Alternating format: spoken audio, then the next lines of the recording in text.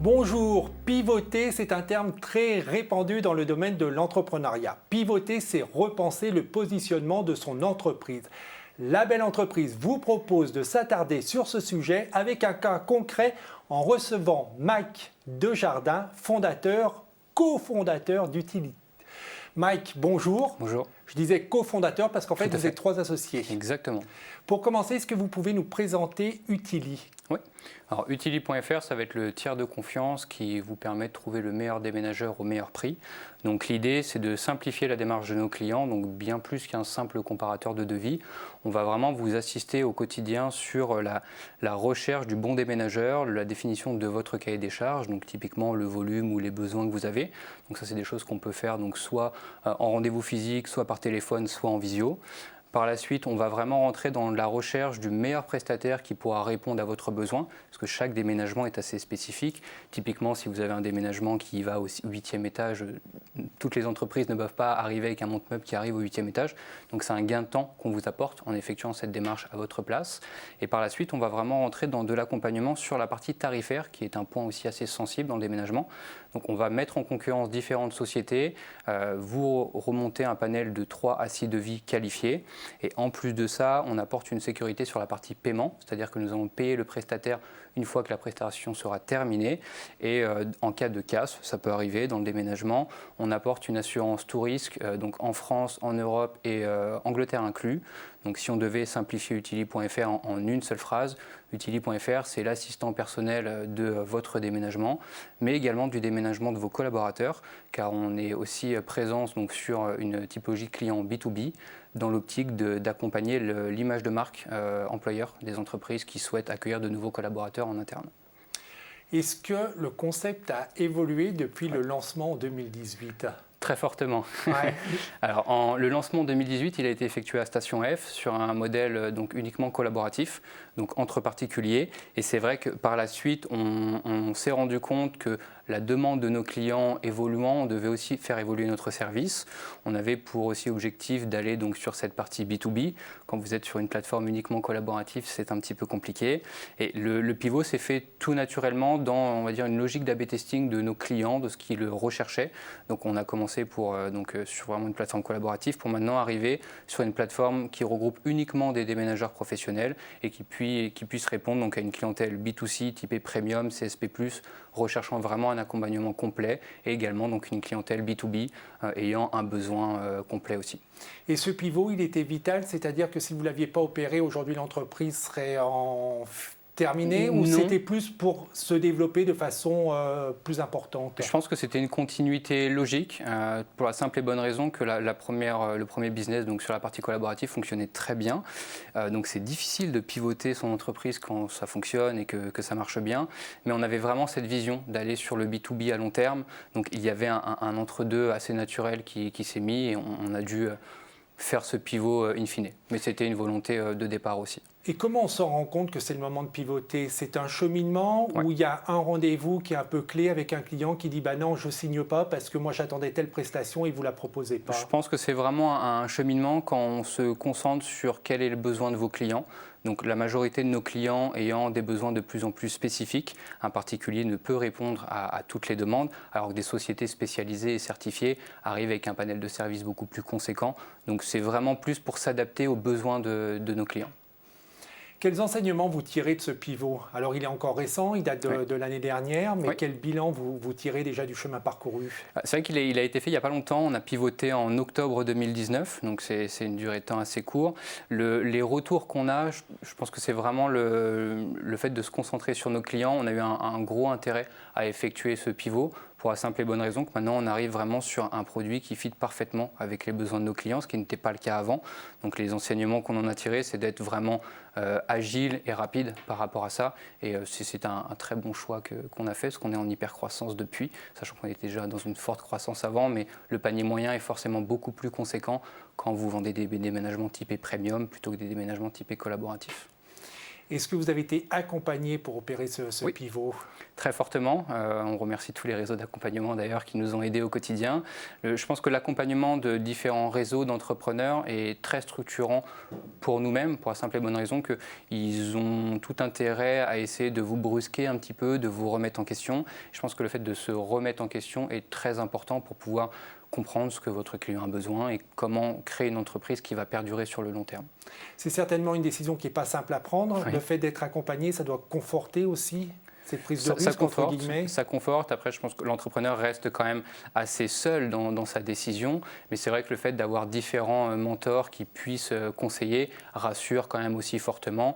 L'avantage pour nous, c'est qu'on avait déjà un petit peu AB-testé ce pivot. Enfin, un conseil aussi que je pourrais donner à des gens qui réfléchissent à pivoter. Ne vous lancez pas tête baissée. Il est bon de tester un petit peu la demande des clients pour voir si ça fonctionne bien et après se lancer plus fortement. Vous avez 27 ans, Oui. Vous avez un parcours déjà très riche. Est-ce que vous pouvez le retracer? Oui, alors très rapidement, je suis arrivé en Île-de-France à 14 ans, volontairement. Donc c'est pour la petite histoire, je travaille depuis que j'ai 14 ans, je suis autonome financièrement depuis cet âge-là. Donc c'est assez atypique en soi. Mon premier job était carrossier peintre, donc j'ai fait ça pendant 4 ans. Après, j'ai tout simplement eu l'envie de changer de secteur. J'ai eu la chance d'être recruté par une grosse société américaine dans le timeshare, donc c'est de la vente de logements, où là ça a été un gros déclic pour moi parce qu'on passe de l'atelier très clairement à une entreprise assez conséquente avec des process de vente qui sont vraiment typés américains pour le coup. Ça a été un jeu magnifique pour moi et un gros déclencheur. Et par la suite, j'ai travaillé donc sur un autre grand groupe français, mais plus dans la carrosserie automobile, pour manager des équipes et travailler sur la partie développement commercial pour, in fine, après, naturellement, aller dans la logique de créer sa propre entreprise, monter son équipe, structurer des partenariats et avancer. Qu'est-ce qui motive à 14 ans l'envie de partir et d'être financièrement autonome? Le challenge.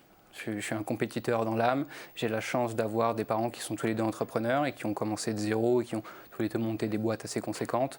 Donc quand on a l'exemple en direct et qu'on a la possibilité, la confiance de sa famille pour y aller, il n'y a aucune raison de ne pas y aller. Je pense que c'est un choix assez naturel. Vous insistez souvent sur votre parcours. Oui. Le but, c'est quoi? C'est de montrer à tous les jeunes qu'on peut se lancer, entreprendre, Exactement. se donner des challenges et qu'il faut avoir confiance en soi et qu'on peut en sortir. Exactement. Je pense que le message que je veux vraiment véhiculer, c'est que vous avez beaucoup de jeunes entrepreneurs qui ont de très bonnes idées, qui ont un bon background, mais qui n'ont pas forcément le background français des grandes écoles ou autres, et qui s'arrêtent en se disant ça va être trop difficile. Moi, je suis la preuve du contraire. On peut être carrossier peintre et quelques années après être gérant d'une société qui est présente sur toute la France et qui génère quand même un revenu assez conséquent.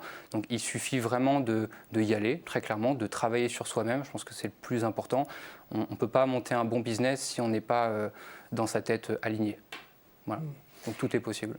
Et quelles sont, alors on comprend, hein, vous êtes un compétiteur, Oui. Quelles sont quand même les difficultés que vous avez rencontrées en démarrant aussi jeune et comment vous les avez surmontées? Alors sur la partie plus entreprise, les difficultés qu'on a rencontrées, elles ont été structurantes au début parce que quand vous rencontrez des difficultés, vous devez trouver une solution. Et c'est ça que je trouve extrêmement intéressant, où là le challenge reprend un petit peu le pas. Alors typiquement sur une partie collaborative, ça a été de monter, pour donner un exemple concret, un produit d'assurance qui pouvait assurer des particuliers transportant des marchandises pour d'autres particuliers. Ça n'existait pas. Ça n'existait pas. Donc avec AXA, on a réussi à monter pendant plus d'1 an et demi ce partenariat là qui maintenant est réutilisé par beaucoup d'entreprises. Donc ça, c'est un exemple parmi d'autres, mais je pense que quand il y a une porte qui se ferme, la fenêtre à côté est ouverte, il suffit juste d'aller la chercher et de pousser un petit peu plus. Et à vous entendre, donc on ne parle même pas de difficultés, mais on parle d'expériences qui permettent de structurer l'entrepreneur et son parcours. La difficulté est pour moi quelque chose d'inhérent à l'entrepreneuriat, c'est obligatoire. Sinon, tout le monde sera entrepreneur, tout le monde gagnerait énormément d'argent ou autre. Je pense que le vrai sujet, il est de se dire que la difficulté, elle ne se positionne pas de la même manière pour chacun. Si on voit ça d'une manière un petit peu plus basse, en se disant que c'est juste une étape de vie, ça devient beaucoup plus facile. Quels sont justement les conseils que vous pourriez donner aux jeunes qui veulent suivre votre exemple et devenir entrepreneurs? D'y aller, d'avoir un entre-deux. Je pense qu'il y a vraiment 3 types d'entrepreneurs. Vous avez le premier qui va se poser beaucoup trop de questions et qui ne va pas y aller. Le deuxième qui ne va pas s'en poser du tout, qui va y aller tout de suite et qui potentiellement va se mettre en danger sur le long terme. Donc le pour moi, le bon entrepreneur, c'est celui qui arrive à aller un petit peu entre les deux. Il faut quand même se poser beaucoup de questions, mais il ne faut pas trop s'imposer et quand même y aller. Et voilà, c'est le conseil que je donnerais, c'est allez-y, on est en France, il y a beaucoup de structures qui peuvent accompagner et structurer aussi une idée et une personnalité. Donc, on a le contexte parfait pour entreprendre en France. Et vous l'évoquiez tout à l'heure, l'importance de se faire accompagner. Oui. Pas forcément au moment de pivoter, mais quelle que soit quotidien. l'étape, d'avoir des recours au réseau d'accompagnement. Oui, nous, on est vraiment accompagnés depuis le début. Donc même avant que la structure existe vraiment, on a déjà été rencontrer différentes structures d'accompagnement pour pouvoir bénéficier du recul que d'autres entrepreneurs ont, tout simplement pour avancer mieux. Vous êtes sur une très belle pente, puisque en pleine croissance et ça a l'air de bien fonctionner. Quels sont peut-être les projets de développement, si je pense peut-être que l'ambition aujourd'hui, c'est de stabiliser tout ça ou de consolider tout ça. Exactement. Mais est-ce que vous avez quand même quelques projets de développement concernant Utili? Alors le premier, en effet, ça va être de consolider à l'échelle française. On a forcément l'optique internationale parce qu'il faut rêver grand après par la suite. Les autres grands projets vont être vraiment de créer une plateforme qui permettra d'accompagner les clients sur l'intégralité de la chaîne de valeur liée à l'habitat. Donc le déménagement est en amont de beaucoup de sujets et on va structurer justement ces autres thématiques par la suite pour pouvoir avoir une vraie plateforme qui proposera un service complet sur l'intégralité de la chaîne. Et la vision internationale, c'est accompagner les Français qui veulent déménager à l'étranger ou c'est carrément d'installer Utili dans des pays étrangers? On fait déjà beaucoup de déménagements en direction d'autres pays, en effet, mais ça va être de repositionner ce qu'on a fait sur d'autres pays, tout simplement, pour la simple et bonne raison que le monde du déménagement est un petit peu similaire en fonction des pays, surtout en Europe.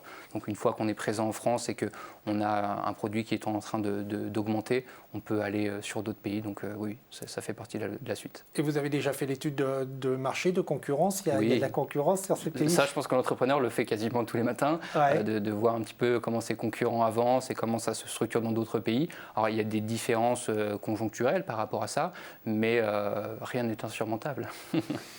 Mike, merci beaucoup. Merci à vous. Et bravo pour ce formidable parcours. Merci. Et pour ceux qui voudraient en savoir plus sur vous ou faire appel à vos prestations, il y a bien évidemment le site internet, c'est utili.fr. Pour revoir cette émission, c'est demain.fr. On se retrouve la semaine prochaine en attendant que le souffle de la création et que l'esprit de demain vous accompagne. Au revoir.